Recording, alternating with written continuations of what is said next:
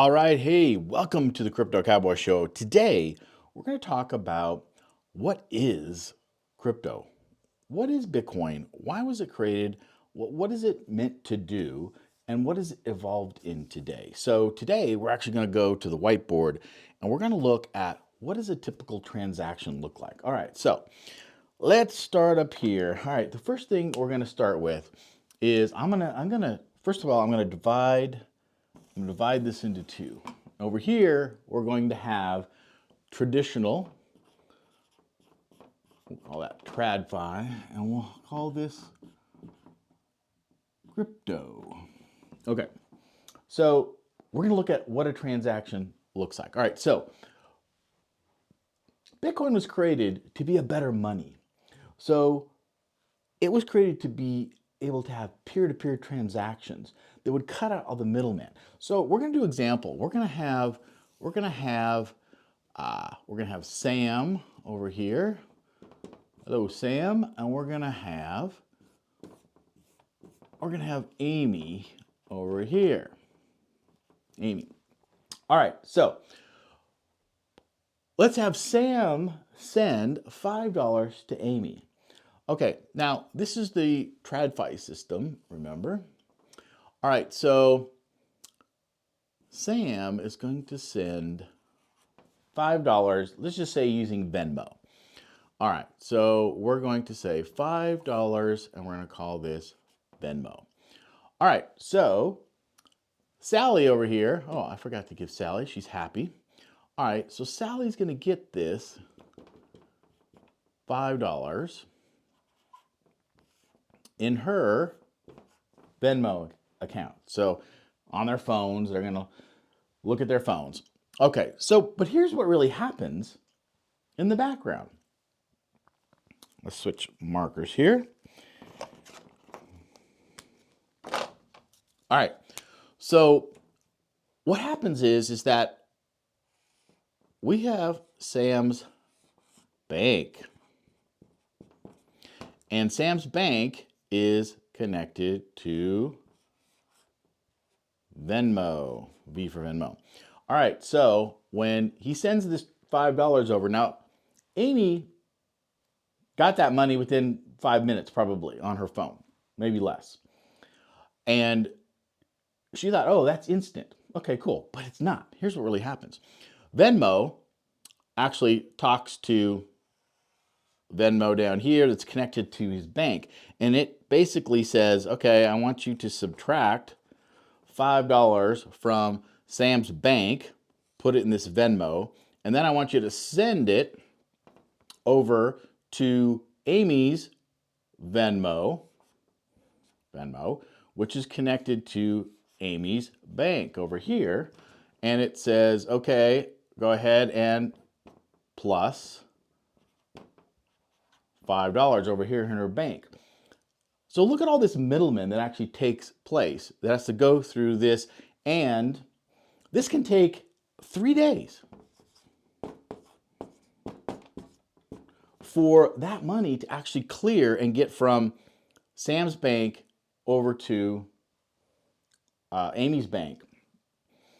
And then the bank sending it back to Venmo, the company Venmo, right? You got the company Venmo, you've got the Venmo app and the difference. Okay, so what does it look like in crypto? All right, now I'm going to show you an example of Bitcoin, because Bitcoin, when it was first created, it was created to be a better money, to be able to transfer value back and forth without all this middleman.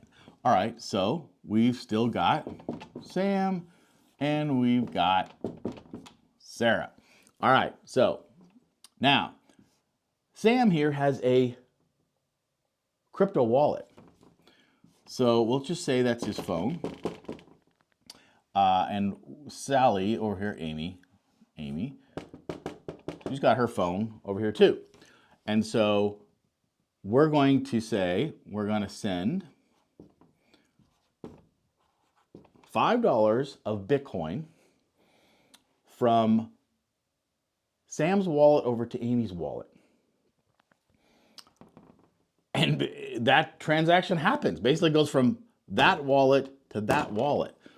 And it goes over what's called the blockchain network. Okay, so Bitcoin is a series of millions of computers that are running the Bitcoin software that basically validates these transactions. So when this wallet sends a transaction into the Bitcoin network, these computers validate and make sure that that $5 is sent over to Amy's wallet. And what if Amy said, "Well, I didn't get that," or "I got $10 instead of $5." The network handles all of that. What happens here in the traditional world is that you've got companies, you've got banks, and you've got intermediaries that are actually checking to make sure that that $5 that was sent from Sam actually got into Amy's bank or Amy's Venmo. Billions and trillions of dollars of overhead of companies, banks, systems, computers, databases, by all owned by this system here, this middleman. Blockchain in the crypto network gets rid of all of that. Literally, it's just a transaction between wallet to wallet. Okay, but here's an interesting point. If I believe Bitcoin is going up, and it has been, right? 45% or higher every year since it's been created in the last 15 years. Why would I send my Bitcoin to somebody or buy a candy bar with Bitcoin? I wouldn't, because it's so valuable. So even though Bitcoin was created to be a currency that would be transferred between people or between a person and a vendor, it's turned out that other cryptocurrency networks like Ethereum and Solana and a whole host of others were created to actually facilitate other transactions. So we've got wallet apps that actually sit on top of the Ethereum network, like MetaMask. And so when Sam has a MetaMask wallet, it might be connected to to nothing. It's just a separate wallet that's connected on the Ethereum network. Let's say in here is this Ethereum blockchain network, right? And so it's just a public blockchain, and any sort of applications can run on top of it. MetaMask is a wallet that runs on top of that. So it allows you to send crypto or transactions across the blockchain network. There's things called stablecoins. Now, these are tokens that were created to represent a dollar. Basically, they're pegged to a dollar, so they don't go up and down. You buy $100 worth of stable coins, and now Sam could send $5 of stable coins, which would be $5 from his MetaMask wallet over to Amy's MetaMask wallet, and he doesn't have to worry about it because this is basically like sending a dollar.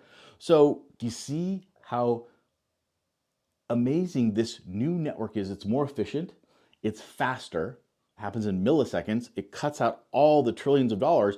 If all that is cut out of the traditional financial system, what do you think is going to happen? Well, prices of everything should drop because now everything's cheaper, it's more efficient, it runs faster.